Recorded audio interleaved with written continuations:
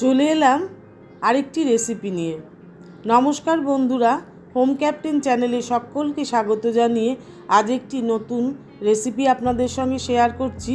অত্যন্ত মজার রেসিপি, যেটা নাকি আমরা ছোট থেকে বড় বুড়ো পর্যন্ত সকলেই আমরা ভালোবাসি।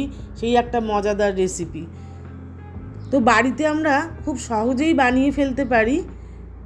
একেবারে কম খাটনিতে।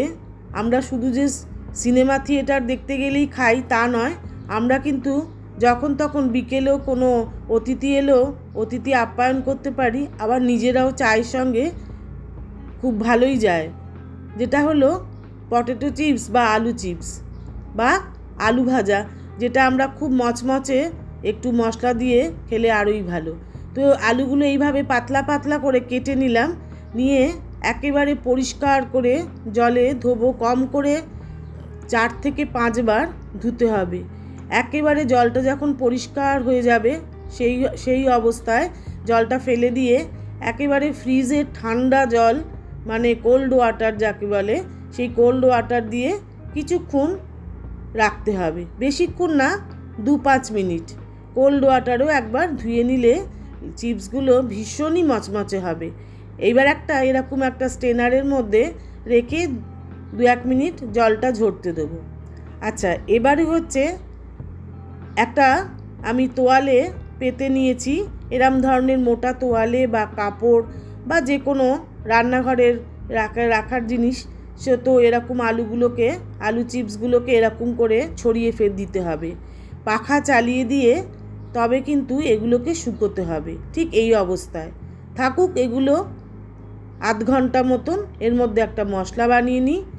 একটা মিক্সিং কাপ নিয়ে নিলাম, দিলাম তাতে কাশ্মীরি লঙ্কার গুঁড়ো 1 চা চামচ, তারপরে দিলাম প্লেন সাদা লবণ, আর দিলাম একটু গুঁড়ো চিনি, একটু বিট লবণ, আর সাথে দিলাম চাট মশলা, আর দিলাম সাইট্রিক অ্যাসিড, যেটাতে টকটক ভাবটা আসে। এই সাইট্রিক অ্যাসিড কিন্তু আপনারা বড় মুদিখানার দোকান বা ওষুধের দোকানে পেয়ে যাবেন। এরপরও এরকম হালকা এরকম পেপার টাওয়েল নিয়ে ভালো করে চেপে চেপে মুছে নেব। জল একেবারে শুকনো হয়ে গেলে তখন কিন্তু এটা ভাজবো। বেশ অনেকটা তেল নিয়ে নিলাম কড়াইতে। তেলটা গরম হতে হতে আমি এগুলোকে তুলে ফেলি। দেখুন কত সুন্দর এগুলো একেবারেই শুকিয়ে গেছে, একেবারে শুকনো হয়ে গেছে। কিন্তু খবরদার রোদে দেবেন না, রোদে দিলে কিন্তু পুরোপুরি খারাপ হয়ে যাবে আলু ভাজাগুলো। আর আগে কিন্তু লবণও দেবেন না। তেলটা বেশ ভালো মতন গরম হলে গ্যাসটাকে কিন্তু কমিয়ে একটু ধৈর্য সহকারে ভাজতে হবে। আমরা কি করে বুঝতে পারি যে আলুটা ভাজা হয়ে গেছে? যখন আমাদের বুদবুদ ওঠাটা, তেলের মধ্যে বুদবুদ ওঠাটা একেবারে বন্ধ হয়ে যাবে, তখন বুঝবো। ঠিক এইরকম যেরকম আমি কড়াইতে দেখাচ্ছি, ঠিক এরকম পর্যায়ে এলে তখনই কিন্তু আমরা তেল থেকে ছেঁকে তুলে নেব। ঠিক এরকম একটা ঝাঁঝরি দিয়ে তুলে আমরা এরকম ঝুড়ির মধ্যে একটা পেপার টাওয়েল পেতে তাতে রেখে দেবো। এতে করে কি হবে, তেলটা একেবারেই চলে যাবে। তবে বেশি বেশি করে না ভাজাটাই ভালো। তেলে অল্প অল্প করে দিয়ে ভাজলেই আমার মনে হয় বেশি ভালো হবে ভাজাটা।